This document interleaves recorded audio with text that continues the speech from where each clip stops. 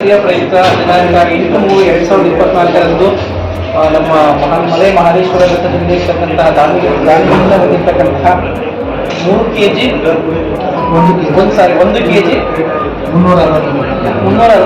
Gram ಚಿನ್ನದ ಒಂದು ಕಿರೀಟವನ್ನು ನಮ್ಮೆಲ್ಲರ ಆರಾಧ್ಯ ದೇವ ಶ್ರೀ ಮಹದೇಶ್ವರರ ಒಂದು ಸ್ವಾಮಿಗೆ ಧರಿಸಲಿಕ್ಕೆ ಈ ದಿನ ನಮ್ಮ ಮುಖ್ಯ ಅರ್ಚಕರಾದ ಕೆ ಮಹದೇಶ್ ಮತ್ತು ತಂಡದವರಿಗೆ ಎಲ್ಲರೂ ನಮ್ಮ ಪಾರುಪತ್ಯಗಾರರು ನಮ್ಮ BS ಅವರ ಎಲ್ಲರ ಸಮ್ಮುಖದಲ್ಲಿ ಇದನ್ನು ಹಸ್ತಾಂತರಿಸ್ತಾ ಇದ್ದೇವೆ.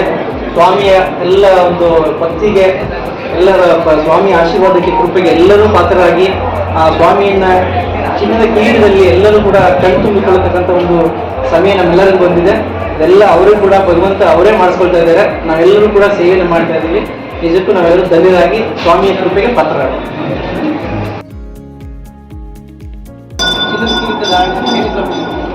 ಇವತ್ತು ರಾತ್ರಿ 12 ಗಂಟೆಗೆ ವಿಶೇಷ ಪೂಜೆ ಇರುತ್ತೆ.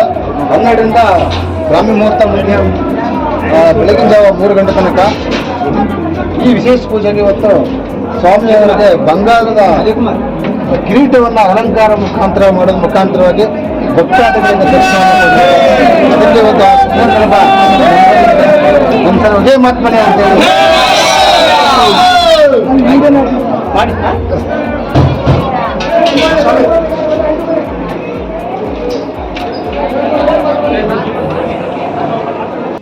ಪ್ರಯುಕ್ತ ದಿನಾಂಕ 8/3/2024ರಂದು ನಮ್ಮ ಮಲೆ ಮಹದೇಶ್ವರ ಬೆಟ್ಟದಲ್ಲಿ ಇರ್ತಕ್ಕಂತಹ ದಾನಿಯಿಂದ ಹೊಂದಿರತಕ್ಕಂತಹ 1 ಕೆಜಿ 369 ಗ್ರಾಂ ಚಿನ್ನದ ಒಂದು ಕಿರೀಟವನ್ನು ನಮ್ಮೆಲ್ಲರ ಆರಾಧ್ಯ ದೇವ ಶ್ರೀ ಮಹದೇಶ್ವರರ ಒಂದು ಸ್ವಾಮಿಗೆ ಧರಿಸಲಿಕ್ಕೆ ಈ ದಿನ ನಮ್ಮ ಮುಖ್ಯ ಅರ್ಚಕರಾದ ಕೆ ಮಹದೇಶ್ ಮತ್ತು ತಂಡದವರಿಗೆ ಎಲ್ಲರೂ ನಮ್ಮ ಪಾರುಪತ್ಯಗಾರರು ನಮ್ಮ BS ಅವರ ಎಲ್ಲರ ಸಮ್ಮುಖದಲ್ಲಿ ಇದನ್ನು ಹಸ್ತಾಂತರಿಸ್ತಾ ಇದ್ದೇವೆ.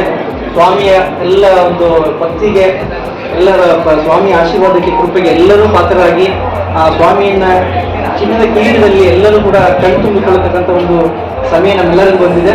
ಇದೆಲ್ಲ ಅವರೇ ಕೂಡ ಭಗವಂತ ಅವರೇ ಮಾಡಿಸ್ಕೊಳ್ತಾ ಇದ್ದಾರೆ. ನಾವೆಲ್ಲರೂ ಕೂಡ ಸೇವೆಯನ್ನು ಮಾಡ್ತಾ ಇದ್ದೀವಿ. ನಿಜಕ್ಕೂ ನಾವೆಲ್ಲರೂ ಧನ್ಯರಾಗಿ ಸ್ವಾಮಿಯ ಕೃಪೆಗೆ ಪಾತ್ರರಾಗಿ